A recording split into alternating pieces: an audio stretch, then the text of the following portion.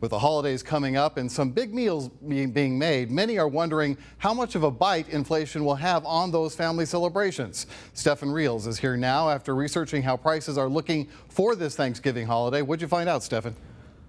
Well, Richard, to put it into context, the last time we saw rates of inflation this high was back in the 80s. And a food economist told me last month turkey prices were actually up 25% from where they were last year.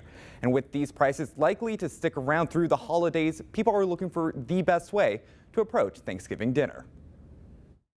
What we're seeing is a supply chain that's been in crisis for quite some time. After being hit with crisis after crisis, the Consumer Brand Association says the food many will be preparing will cost more than in years past.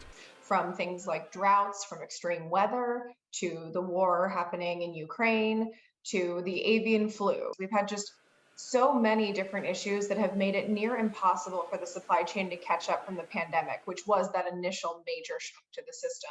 And we're seeing that in the form of higher costs to manufacture products and then higher prices for consumers. The federal interest rate was just increased to 3.9% in order to slow down inflation. But Dennis says this may not be reflected on the store shelves as soon as you think. Raising interest rates is going to have a faster effect on bigger purchases, housing, cars, things like that. It tends not to trickle down to things that are a little bit more volatile like food and energy the same way. The biggest impact would instead be how the food gets to the shelves. The price of diesel fuel that's up 66% year over year, or the impending rail strike.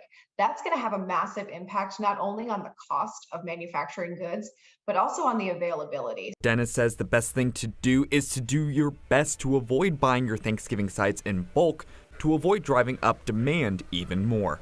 Because of high demand, then you're going to see higher prices. So making sure that you're not doing a run on that cranberry sauce or buying every crescent roll in the store is going to help that somewhat.